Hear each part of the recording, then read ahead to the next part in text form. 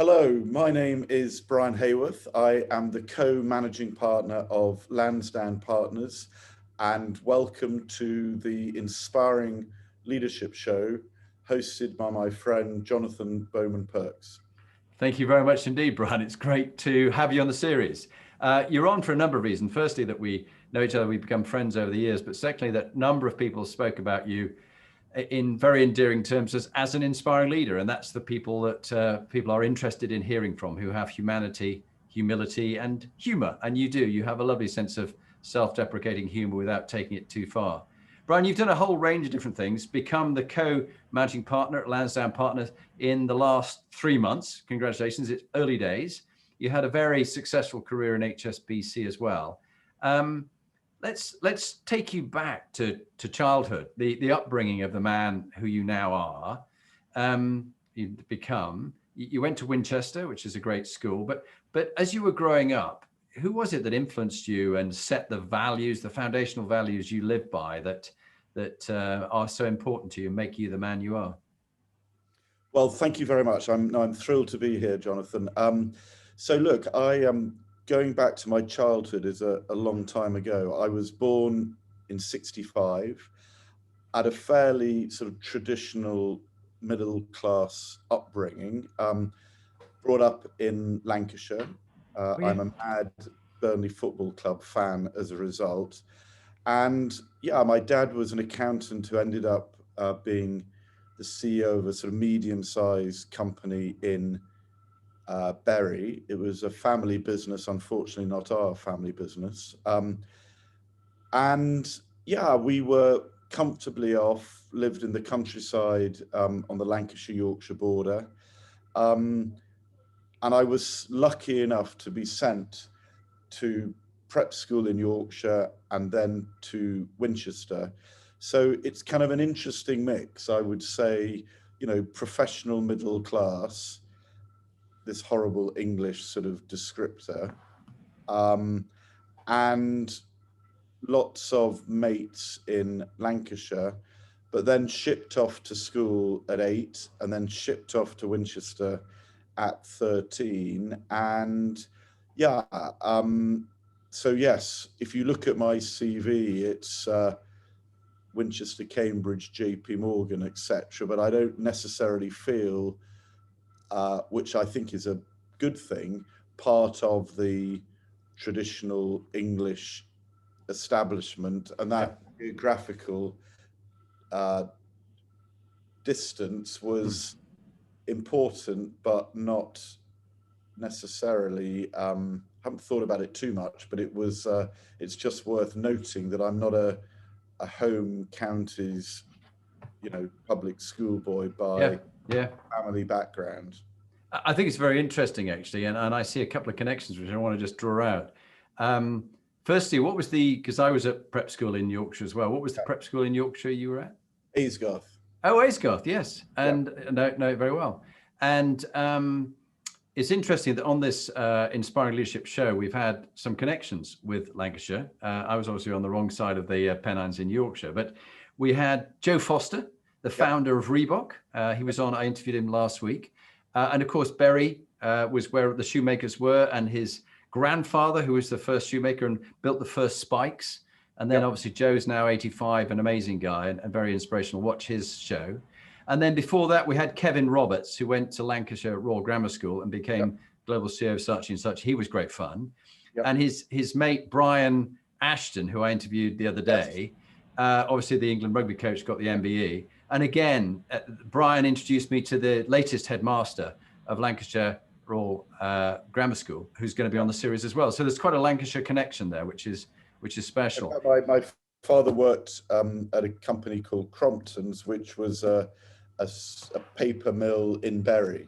So these are, and I'm sure you'd agree that the Lancastrians have a better sense of humour than their friends in Yorkshire. That's right. Well, I was Yorkshire, and the ancestors came from Scotland. from Laddock. I think that said made us mean and canny. I think that combination is not a good one. And humor isn't one that we need. I need more humor in my life. There are exceptions. Yeah, I need more humor in my life. But it is interesting that sort of that paper, Crompton's in Lancashire, and my grandparents were mill owners, and it was cotton and it was woolen mills. Yes. From the hills, from the sheep, and the tenter hooks that people get told that they're on tent hooks, they're all tight, where the wool was dried out and made it very tight. But it went bust twice, First World War and Second World War. And while the great Uncle Henry had a Rolls-Royce Silver Shadow, the money had been blown in Monte Carlo by the time it got to my family. We grew up in a caravan, so it was never quite that lucky. But all those experiences, and particularly places like Winchester, which is a top school, and your own son now is going there, did you find there were certain mentoring or motivational teachers or headmasters or people that you had, or even JP Morgan, or even at Cambridge, that you went, those people were quite a role model for me, and it helped me, or maybe, I don't know, they didn't help me. Maybe there's some that were not so good. You don't want to mention their names, but just that they set a bad example, perhaps. No, it's a really, you can tell that I'm not particularly well prepared. I think there are two people. There was a really interesting teacher at Winchester, who I'm embarrassed that I haven't kept in contact with, but he was very, very, probably in retrospect, really very important. And I think I alluded to, I was kind of, it's a rather odd situation, you know, in, and I don't know whether any friends will see this, but in Lancashire, you know, I was considered to be very posh because I went down south and developed this accent. I think I've always spoken like this, but I was, so and then when I, you know, down in Winchester in the south, I was from the north and I said one rather than one. So I've always felt a little bit, at times in dark days, I found that perhaps a little bit difficult. And at other times I see it as a great blessing that I'm not pigeonholed into a particular, I don't feel pigeonholed into a particular section of this rather strange country's class system. I completely relate to that. So growing up in a boarding school in York, but then we ran out of money, so I went to a grammar school in Halifax, called All L or Halifax, the good Lord deliver us, because they all had gibbets and they would hang people for crimes. They were the last ones to get rid of them. And there I was the posh kid. And when I went to the army, I was the posh kid. But when I was with the Scots Guards, they went, oh, he's from Halifax. Yeah. And I had a brown suit from Burton's with pinstripes in it. I thought I was the bee's knees. It was very dapper. But when I got to the Scots Guards and they got their Savile Row grey woolen suits, they went, no, my boy, you need to come here. Look, let's go to the Cypriot tailor here. He'll make you a proper suit. Yeah, exactly. And then you sort of wonder who you are. Yes. And I remember they said, oh, you should join the Scots Guards. You'd fit in around here. And I thought, my friend Eddie, he's got a castle and an estate and a grouse moors. I just got a small house in Halifax. Yeah. Look, I completely, we haven't had this discussion before, so this is wonderful. That in my good days, I think it's wonderful. And I hope that my ability to get on with lots of different types of people, almost literally from lords and ladies to, people in the canteen has, I think that in retrospect, that has been a really great foundation. But in darker days, there is this slight feeling of sort of displacement, which when a lot of health and I think a lot of well-being is based on strong foundations. I had wonderful parents, couldn't wish for anything from them. My dad's still around. My mother unfortunately died 10 years ago, but that is that's an interesting reference. But coming back to this, well, just stay with it for a moment, and we'll go on to the next one, because I resonate with that. I know I told you my story that my father was killed when I was 3. So I grew up with a mother and 2 brothers, and we were all under the age of 9. I was just 2.5 when he was killed flying.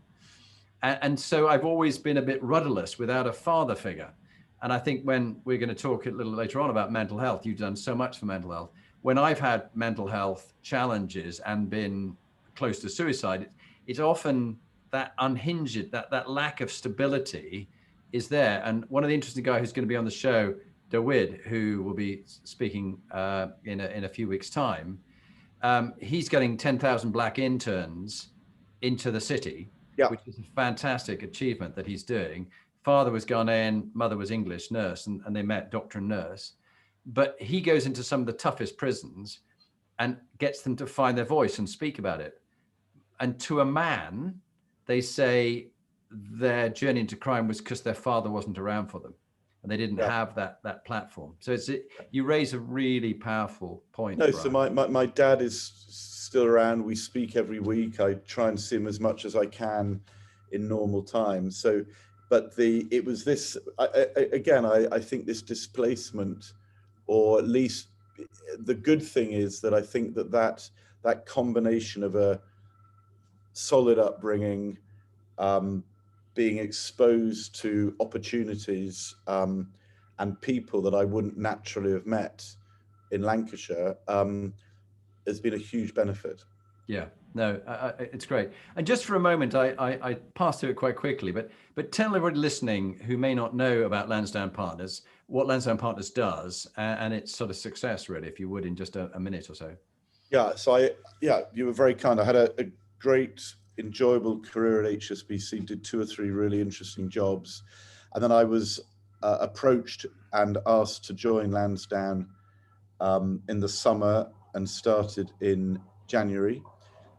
It's a wonderful company. It was founded by Sir Paul Ruddock and Stephen Hines joined shortly thereafter as the 2 founding partners in the late 90s. Became one of the most successful hedge funds, I think, in Europe, equity focused, and has had an extraordinary history. And I've been, as markets have evolved and businesses evolved, the founders retired 6 or 7 years ago. Pete Davis, who is this fabulous, well-known and very modest fund manager, was the managing partner for a few years. He wanted to focus all his energy on managing clients' money. Susie Nutton, who is my co-managing partner, was employee number 2 in 1998. So Pete has moved to focus entirely on managing clients' money. And I was very lucky to be asked to come in and join Susie as the co-managing partner. So I'm focused on strategy, clients, business development, risk. And although it's only 3 months, it feels like it's a very liberating opportunity. It's been a very liberating experience so far. And I think it's really exciting. I love working with strong brands and great people and working out how we can grow. So that's longer than a minute. No, it's great, but I'm just so thrilled for you. You deserve that happiness and that good fit. And it's to be in a healthy culture where you can continue to enhance it and make it better. So good luck with that. Let's, one of the things you do, which I have Jonathan, I'm sorry. I'm so sorry I forgot. We moved on, which was wonderful. But from this teacher who. Oh yes. Me. Yeah. Tell me more. Is that okay? Yes, please do. So this, I won't mention his name, but he had a fearsome reputation. He was he was called the Bear.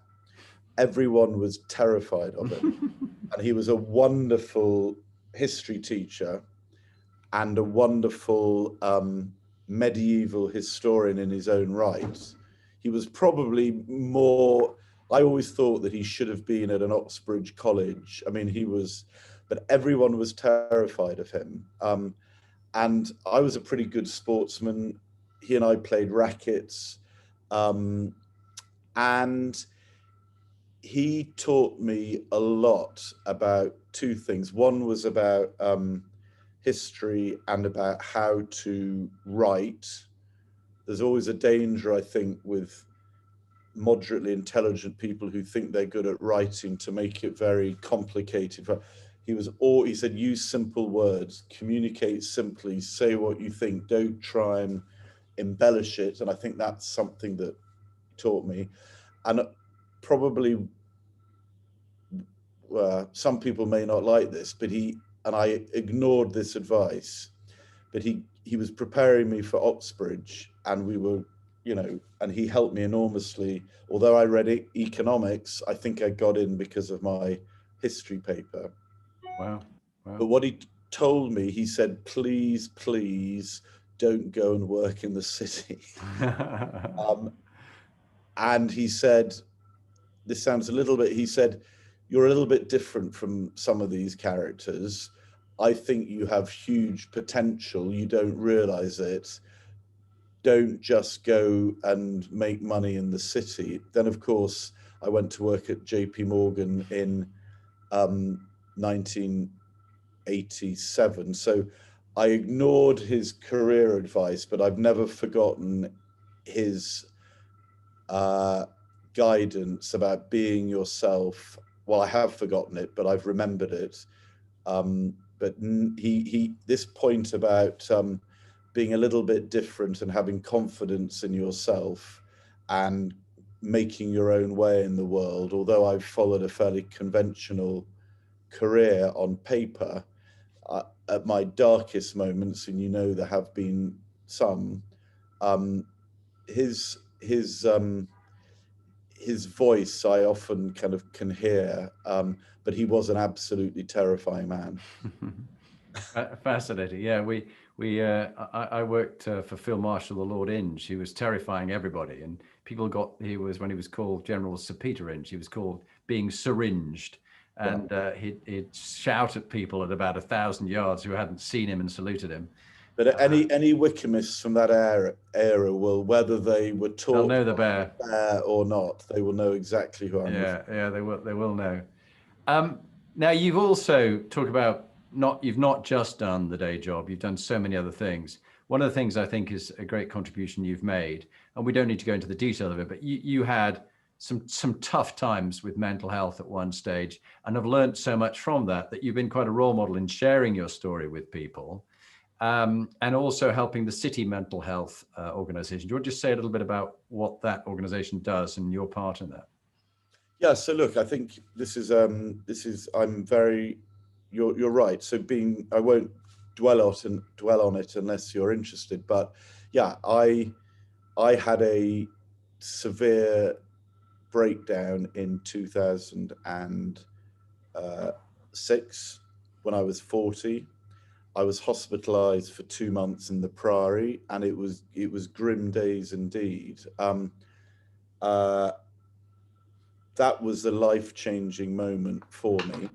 So I do think of my life and my career, and certainly my happiness, as sort of pre-breakdown and post-breakdown. I was very lucky to be hired by Stuart Gulliver and a man called Mike Powell, who hired me into a big job at HSBC 6 months after that experience. So that I owe them a huge amount in terms of backing me when many others wouldn't, into a role. And I remember very clearly, Mike asked me 2 questions. He said, this was 6 months later, and I started work later that year. He asked me, can you do the job, and will you be okay? And I'm still in touch with Mike. I've just been on a text with him, although he left HSBC shortly, he retired and has done amazing things subsequently. Those 2 questions, and I said to him, I remember, I said, I can definitely do the job, but can I come back to you on will I be okay? Because I was still quite raw. This was in the summer of 2006. And then I spoke to Sam, my wife. I thought about it over the weekend and said, yeah, I can do the job, and I'm confident I will be okay. I think Mike would say, and Stuart would say, that at the time they didn't have any particularly progressive views about mental health, and this was 2006 in the UK, in the city, but they were very good. They said that they wanted me to do the job. They would rather hire someone senior who's been through difficult times, rather than, I won't use the exact words they use, but many people who, whilst appearing to be high performing, are struggling with all sorts of things. So that meant that over the following years, when asked to, I started getting involved in mentoring. I started getting involved in LGBT programs and diversity initiatives. So it was perfectly natural for me to talk when asked about my own experiences. A, because I was feeling very strong, emotionally and psychologically. Also, I thought it would help people, and through those revelations, if you like, a senior man in the city talking about their problems with mental health, I got introduced to the wonderful organization, which at the time was in its sort of early years, the City Mental Health Alliance. And I was incredibly honored to be asked to be the vice chairman of the City Mental Health Alliance, and then the chair in about 2 years ago. So I am very proud to be working with the amazing Poppy Jammon, who should be invited on your show soon, I think. Yeah, she will be. She is the CEO of the City Mental Health Alliance, and they have been doing extraordinary things, and you can imagine how relevant that has been through the last 18 months, and very topical at the moment, mental health in the city. Yeah, well, I mean, incredibly topical. And funny enough, I'm just checking myself, because I actually could have asked you more about it, but I sort of constrained myself because I thought Brian might not want to share about this. He might feel awkward talking about it publicly. But actually, I'm just going to wipe that aside and go, Brian, please share with us, stories you've told publicly before that you feel comfortable sharing in such a wide audience who'll be listening. Because I've had mental health issues, and I've had a number of my clients that I've supported who've been close to the brink, where one of them very kindly, his wife said to me later, had he not talked to you that day, he would be dead. Yep. I'm not trying to say I'm not a psychotherapist, I'm just a leadership coach, but actually I got him psychotherapy, CBT, and it saved his life. But I was able to do the saving of his life before then, because he was at the point where he was going to top himself. And so many I've seen break themselves by carrying on as a senior partner in a firm, or an MD or a CEO, not addressing any of the issues until a complete breakdown. And the only thing That one was of them, and the only thing that one of these guys could do was just walk people's dogs for them, having been such a big shot in the city. So please share. I think this is the most important part of what we're discussing, Brian, and you are a role model on mental health. So please, in whatever way, share your story unfiltered. Okay. So look, the facts are as I describe them, and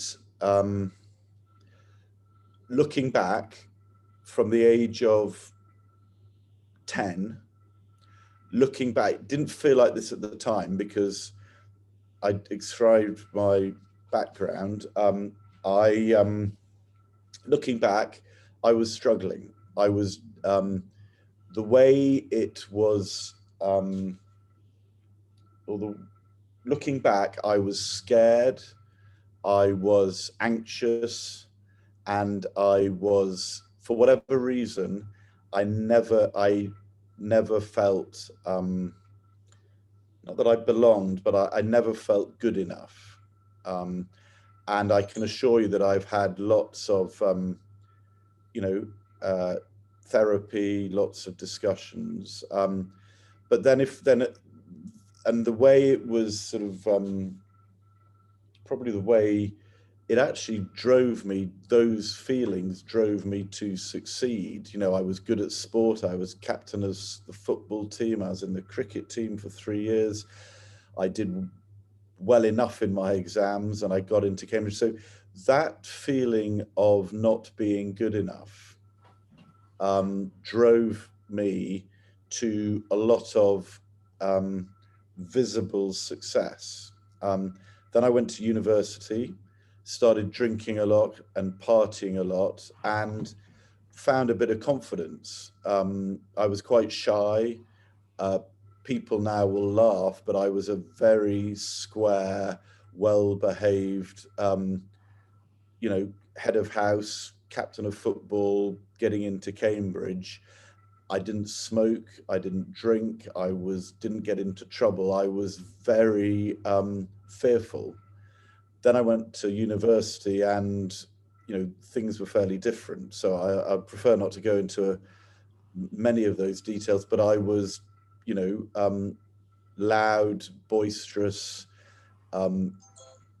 apparently moderately amusing, had quite a few girlfriends, so it was quite a change. And then I got into this city and was very lucky. I got a great job at JP Morgan. I was in right at the heart of the late 80s, 90s, bond market. I was a good bond salesman, in fact, a very good bond salesman. And, I was living fairly high on the hog. Met Sam, thank God, at an early age. Lived with Sam for 6 or 7 years. Got married, and that relationship has saved my life, without any doubt at all. But during those times, despite promotions and bonuses and weddings, and I was really beginning to struggle. I was drinking too much. I wasn't sleeping very well. And I gradually, during my 30s, collapsed. And for those people who haven't experienced it, it's difficult to describe. But for the last year or two before I finally collapsed, I was really in trouble. Sam knew, Sam was great, did everything she could.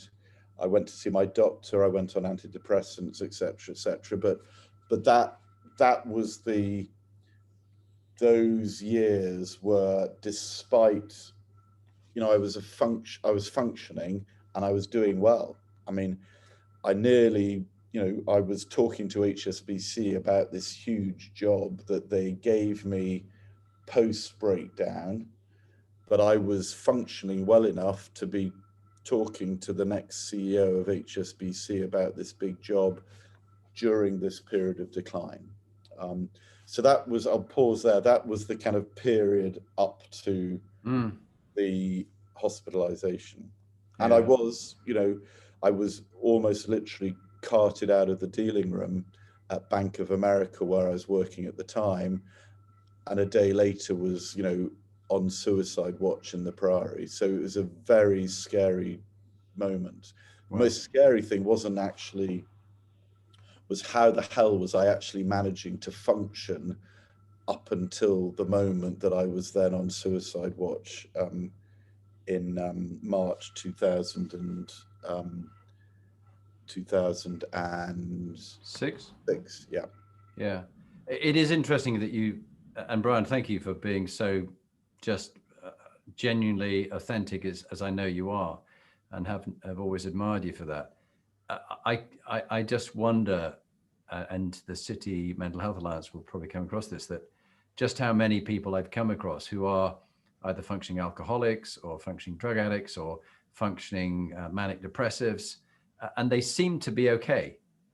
But it's just like skating on thin ice, and at any stage they'll plunge through the ice into the freezing water, which could either kill them or if someone rescues them.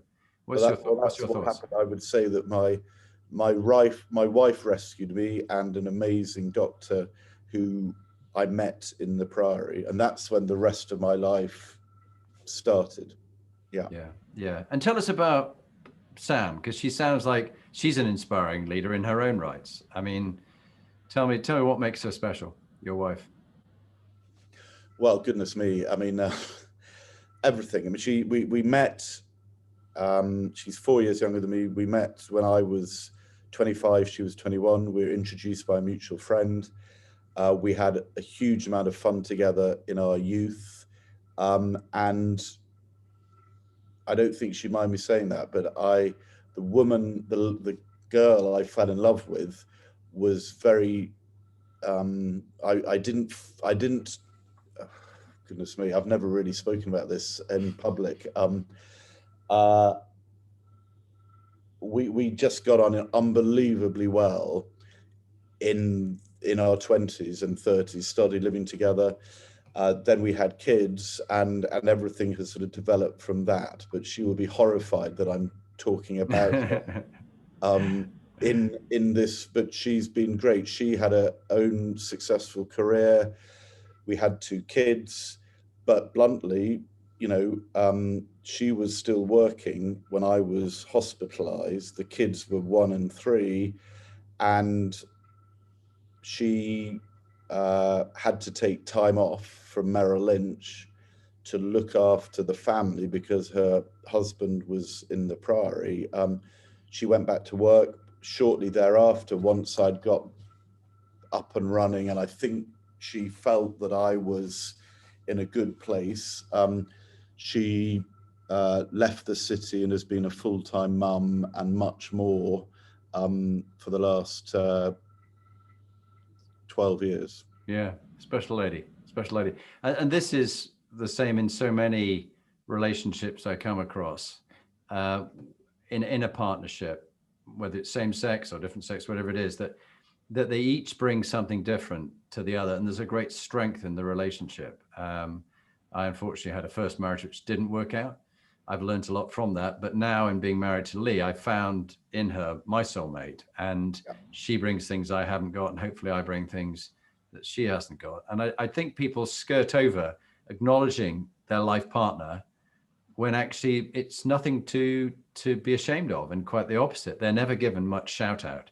And I think it's quite nice that you did give the shout out there for Sam. I'll be very honest. I fell in love with her. She's beautiful and fun and dynamic. I didn't at the time, I can assure you, in 1992 or 3, I wasn't thinking in terms of a life partner, but I was incredibly lucky that that we fell in love, and I'm incredibly lucky for everything that she's done for me and our family.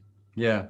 And I'm sure your son and your daughter will be learning a lot from both of you as role models, just as we look back to who shaped you. I can't believe either of them think that I'm a role model, I can assure you, but maybe, but that's... No, but just, it's your openness. I think it's your openness about when you do get it wrong. Because I think what worries me is when you say to people, when was the last time you personally got something wrong? And some senior leader says to me, oh, was it 1974? I really can't think of any time. Mine was about an hour and a half ago, I can assure you. Well, there you are. I can assure you that I don't see myself as a role model in my family. I see myself as possibly a moderately amusing sort of figure and the butt of most family jokes. Yeah, well, it's in a nice way. Humor is very important. So if you went back to the equivalent of your son, who's now at Winchester, and you met Brian at that age, knowing that what you've gone through, your time in the Priory, very successful career at HSBC, now the co-head of Lansdowne Partners, openly able to be strong enough to be vulnerable, which many leaders aren't, to give courage to others, like Prince Harry and William have been telling their stories to give courage to others. So I do so admire you for doing that. It is the right time to do it. There was a time when people thought, no, it's too much vulnerability. Now only the strong can be vulnerable. What bit of advice would you give to your 16 or 18-year-old Brian, knowing what you know now? I would tell him to be a lot braver and to ask for help. I only really started, to be honest, you've been very kind. people who've been very kind, and I will take some credit for how I have responded to the situation I found myself in. But I would tell my 16-year-old self to be a lot braver and to ask for help. I didn't ask for help. I ask for help a lot now, but I didn't really ask for help until I was 40 and onwards. I pretended, I tried to be strong. I didn't want to bother people. I was scared. I didn't ask Sam for help. I didn't ask, she gave me a lot of help, but I didn't ask for it. I didn't ask I bullshitted my family doctor, and I was, that would be a very strong message to courage in general, to be braver about many things, but also to ask for help. No, very, very good. And also you raised a very interesting point at that Cambridge part of your life, with a daughter who went to Cambridge. Even though she did well, she came out with I think they call it a triple first, but every year she got a first. And the other daughter who went to Bristol, and she got a first. But they both found at times their own mental health was challenged, not to the point of breakdown, but they were doubting themselves because they were with other highly capable people. And a lot of their peers had moments of mental health problems. But I don't think enough's being done in university or indeed at school for them to ask for help and to have people role model and talk about the problems they had. So it's okay to talk about this kind of thing. What's your thoughts? No, I think that, look, I think that being very open, it's only been in the last 4 or 5 years in this country that people have really started talking about this. I mean, 10 years ago in the UK, on the public stage, there was probably Alistair Campbell, Ruby Wax, Stephen Fry, no one in the city, no one in government that I'm aware of, no one in sport, no one in general was talking about not their own mental health, well, talking about their own experiences, but were being vulnerable that way. So huge progress has been made. So I think it's just across the whole, and it's work globally. I think just in general, no one has been talking about mental health until very recently.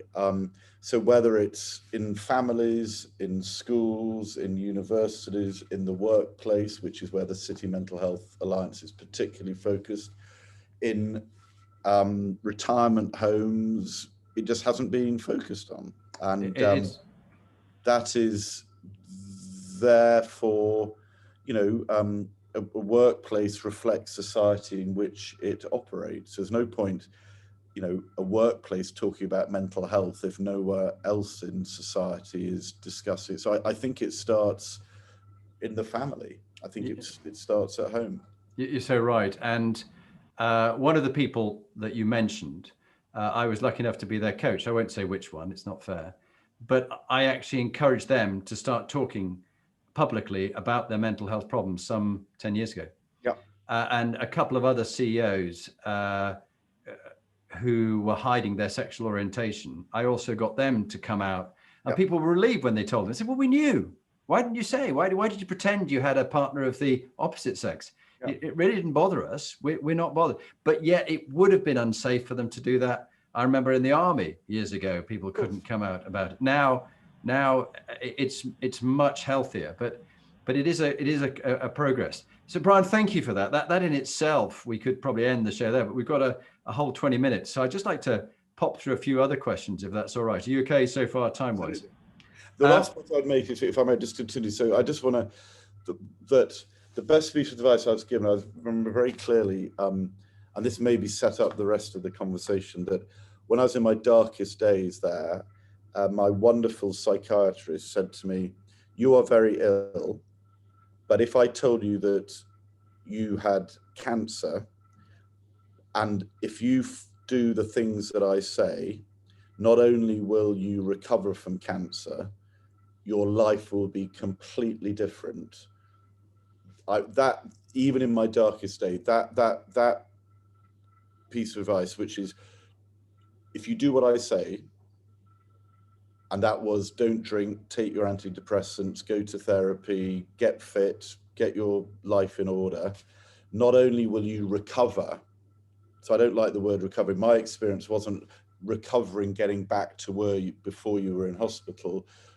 That is the one message I'd like to get across, which is, if you take this stuff seriously, not only will you get better, but your experience of life will be completely different. And only if people have my experience of life is getting better and better, and it's been a hard road at times, but it's not a matter of recovery and getting back. I didn't want to get back to where I was when I was 35, because despite I was miserable. I had anxiety and depression. So that I think, so therefore the experience, my life since then, my professional life, my personal life, every aspect of my life, it's difficult to describe. The act of living on a daily basis is incredibly wonderful, and it's very difficult for people who haven't been through these experiences to perhaps realize how stark that difference is. Yeah, I cannot agree more. Thank you. That's really going to stay with me for my own battle with it. I've found ways. I have the daily Stoic is one of my great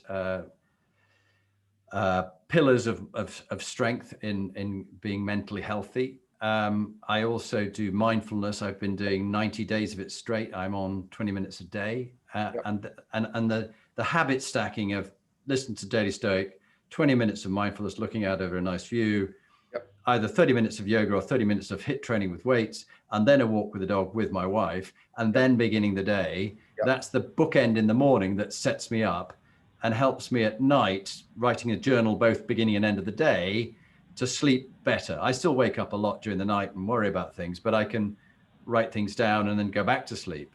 And I found that more powerful than the therapy. And I found I've moved on, but I am conscious that I'm still skating on ice with other situations that are going on. This is the sort of dirty secret as you talk about it, but those habits, my routines are different, but it's similar. And the last point I make is that my experience has been, no one should ever underestimate the importance of sleep. Yeah. I mean, at my worst, I was sleeping for 1 or 2 hours a day, night, and normally drunk, and without sleep. I think sleep is the thing and I still find sleeping difficult, but doing all these things, that the restorative power of sleep, of good sleep, is vastly underestimated. Yeah, and that takes me back to my days in the military, when I was in an electronic warfare regiment. We were described as prone to capture along with special forces, because the Russians in those days, it still is the Russians, but we just pretend we're not at war with them. If they would capture us, we would be interrogated, and we knew an awful lot of things about the electronic warfare and what we knew about them that they wanted to know. So we would go through interrogation training, which included sleep deprivation of the style that they do at Goldman Sachs as part of their training. They just call it internship, but now I'm teasing them slightly, but I'm not really, because that level of sleep that people had consistently and the pressure that they're under, you cannot function. You are literally drunk, even if you're not drinking, and you're not safe to be driving a vehicle. So I can't agree with you more. Sleep has, for me, been something I'm constantly working on, and it's something that you can never ever do. And I, in fact, every day, did it today, I have a 20 minutes power nap around about 1 o'clock. It's a godsend. Have you ever tried it yourself? Well, I'm only laughing. I haven't tried it yet at Lansdowne, but I might. But at the weekends, I often pretend that I'm going upstairs to do a little bit of work. And unfortunately, my 20-minute power naps can often turn into a 2-hour snooze. Yeah. The family will come and check on how my working is going. Yeah. I think I make it official now. My wife knows, I go upstairs. In fact, my dog Archie, who's down at my feet, the Cocker Spaniel, he comes up, he goes, Master's going to the bedroom. He just jumps on the bed, lies beside me on the rug on the bed. I put the headphones on, the eye patch on, 20 minutes, the alarm goes off, and I'm back good as new. There's so much we can chat about, Brian, and I think I'll just very quickly pop through, and maybe you could share as we go around the Inspiring Leadership Compass of what makes high-performing leaders like you in different teams. What sort of, perhaps a practical tip you'd give to each, even in a sentence or two. So let's go moral quotient. Your values, your foundational values. What would be a sound bit of wisdom you'd give on values and things you aspire to live by? Yeah, I get uncomfortable with kind of giving the impression that I'm some sort of oracle speaking, but I try and be honest. So I never lie. Well, I try not. I try not to lie. But I think being honest is more than that. I try on a fairly in a fairly rigorous way to do what I've committed to honest in its broadest sense. And I think it's more, as I was thinking about this, it's more sort of proactive honesty. It's more than just not lying. I'm not bad at business and I'm able to, present and sell. I try not to lie. I try and behave in a way that at the end of the day, when I look back, I will have had moments where I fell down, but I try and consciously remember them. But I don't know if this is a thing, but proactive honesty, i.e., I know I kind of ducked that conversation, or in that feedback session, I ducked the difficult thing. At the end of every day, I try and look back on things that I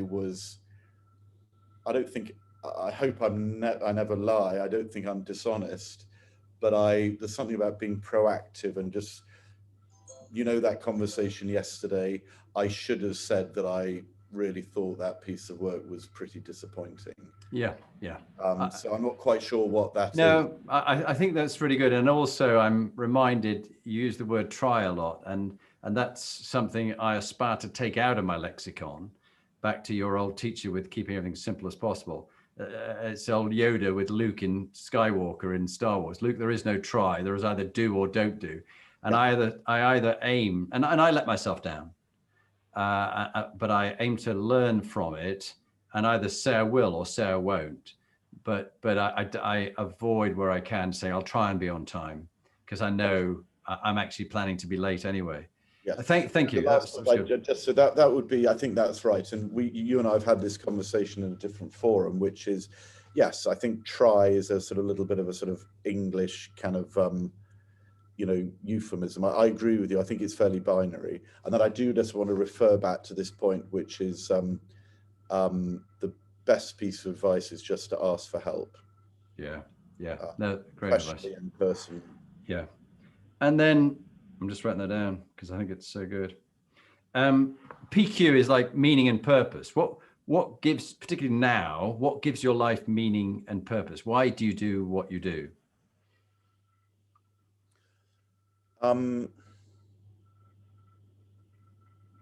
It comes back to the experience that we've referred to. I want to, and I've thought about this a lot, whether it's professionally, personally, how I'm living my life. I feel that I've been given a second chance, or maybe I've given myself a second chance. I want to try and fulfill whatever potential I have. Yeah.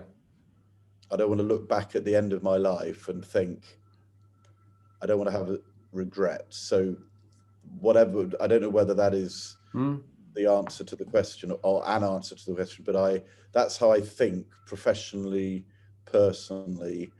I think whatever potential I have got, I feel I was given a second chance in 2006, and that's what gives me purpose. Yeah. Yeah, it was Mark. I love that. And that's Mark Twain who said there's two most important days in your life: the day you were born and the day you found out why. And maybe you had that horrendous experience in order to really help others, and also be given that, give yourself that second chance, and to really find your strength through vulnerability. Thank you for that, Brian. Health is the next one going round the Inspiring Leadership Campus, health quotient. We've talked a lot about mental health, and you've touched briefly on physical health, but what bit of practical tips would you give about the combination of mental and physical health and how important I thought a lot about this, City Mental Health Alliance. I mean, my experience, for what it's worth, is that mental, physical, emotional, psychological health are all interconnected. So sleep is, I don't drink. That is, that has helped enormously. But I think that in terms of, I try and keep balance. But I can assure you, I am, I've given up smoking 3 times already this year, and will probably have to give up again this weekend. So it's I'm not trying to live a virtuous monk-like existence. I've given up drink. I exercise better. I eat less. I do meditate. I go on my Peloton. I have a huge tendency to addiction and obsession. So I'm actually trying to do all things in moderation other than drinking, which I can't drink. Yeah. But I can assure you that I think that's a good description. Yeah. It's sort of balance, but I'm not going to get really upset with myself if at 1 o'clock in the morning, when all my friends are fairly pissed, I have a couple of Marlboro Lights. I'm trying to get sort of balance. Yeah, lovely. Thank you for that story. And then the next two are EQ and CQ, emotional and social intelligence, and cultural intelligence quotient, which is about diversity, equality, and inclusion, which you've championed so much. Let's talk about the EQ. What would be a short tip of advice about listening well, building rapport with people, understanding others? What would be your wisdom there? Yeah. I have to get much better at listening. I think my all the tests I've done and all the Myers-Briggs stuff and similar stuff, I am a people person. I'm an extrovert, and I am in the commercial life, one of the things that I've always been considered to be is a great salesman, which really pisses me off because I've run businesses and but EQ, I'm not bad. I'm good with people, but I'm a bad listener because I like talking. So I think that that's something that I am very conscious of getting better at, but from a pretty low base. Well, then I think back to the bear who wanted you to have the simplest of language. Maybe he could say less is more on the speaking. I don't know. It'd be quite fun if we had the bear there. So that goes on to the environment, the cultural intelligence quotient. And as you were saying, you really were championing very early on before it was seen as more acceptable. It was a bit awkward when people talked about it. LGBTQ, and also this idea of different cultures and people who are different from you and moving from culture to culture with ease. What advice would you give in this one, in your experience? I think it's about, this is old-fashioned language, authenticity, good manners. I've just suddenly thought about this actually today, that I haven't heard the word manners used for a very long time, but I think my experience at HSBC was really helpful in this topic. And this is a longer conversation, Jonathan, which I'd love to have with you in private or public, but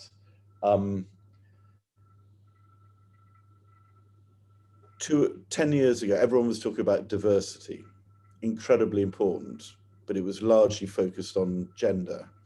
Then everyone was focusing on LGBT, quite rightly. But I think it's a bigger thing. Now people are, thank God, beginning to talk about mental. These are not individual things. This is the whole person. So I think there's a lot more that we should, let's have difficult conversations about class. Let's have difficult conversations about, religion, background, upbringing. We want to promote diverse workforce. But I think language is really important. Diversity is a lot more than just gender equality, and it's wonderful the progress that has been made. I think mental health is a terrible word. I think mental is a terrible word. I think it's wellness is not great either, but better. I think it's about the whole person and treating people with respect, whatever all these different things are. I think the conversations that need to be had in the UK about class and about background and about things that aren't yet on the radar in a traditional, we're getting better at gender, we're getting better at sexuality, we're getting better at health, but there's not. I consider myself to be a combination of hundreds of things, not just one or two things: age, background, religion, sexuality, interests. Everyone wants to pigeonhole you, and companies, this is what Poppy and the City Mental Health are doing. I think we just need to use these opportunities to really be bold. And so that's how I kind of think about that. And maybe manners is an old-fashioned expression, but I reckon that I think I can tell pretty much now when people are genuine, and there's nothing worse than a senior leader talking the talk when you know it's bullshit. And I think I think we really need to hold ourselves accountable, and you probably can, I think I can, but you can smell bullshit a mile off. And I can tell whether it's PR departments or CEOs doing things to get it off their to-do list. It's not a risk mitigant. It is a way of life and a way of behavior. And there are some wonderful leaders there, but there's a lot of bullshit still out there. And that brings me on to probably the last couple of questions. I want to talk about teams, and then I want to talk about your top tip. We'll end with your top tip. I come across toxic teams, often because there's a toxic leader in their behavior, the bullshit we were talking about before, or somebody in the team who just eats out the inside of the team. What's been your experience about how to turn around a toxic team, and also what makes a high-performing team, just in a couple of essences of both those areas? It sounds either obvious or it sounds brutal, but you have to remove the toxic person. If the CEO is toxic, the board has to remove him or her. If the senior executives are toxic, I've had this conversation with many leaders. You've got to make the call, and you've got to make the call based on behavior, not on performance or revenue or whatever. And I've seen it done, but I've seen it done very, very rarely. Yeah, you have to make that call, and you have to stand behind it, even if it's a gut. And I've never seen a team work when the leader is toxic or when influential members of the team are toxic. But it's a difficult thing to do. It's a difficult thing to do because these toxic people are often charming. Yeah. They're top performers. They're often very, very bright. But my experience, particularly 15 years ago, is that you just have to make the call. But I've seen very few people do it. Yeah, and I've got just such a situation where a chairman's ducking getting rid of a toxic CEO, just doesn't want to take the difficult decision and keeps It's at that ignoring. level, but it's at every level. It's at Yeah, every level. it is. It And is. now, then you've got to define toxic. I'm talking, but you can't. I don't think you can. Most people will argue that great leaders. I've seen great leaders fudge this because it's too difficult. Yeah. They're not lacking courage, but they can be persuaded, or they can persuade themselves that the commercial, the client relationships, or the incredibly strong trader, or the critical finance director, honestly. Yeah, no, very true. And I've done it myself. Yeah, no, and I've done it too, where I ducked it. And someone once said to me, "What is it you know now about this person that you'll find out in 12 months' time?" And I went, "They've got to go." He said, "Well, why are you waiting 12 months? You've got to be firm in the decision, be kind in the execution, in how you exit them with good grace and let them go with some dignity. But you've got to act." And people, I'm a huge. Maybe I'm an example. I've seen people change their lives, but you've got to make a judgment about the essence of the person. A good person who's behaving badly can be improved. Yeah. A disappointing performer can become a top performer.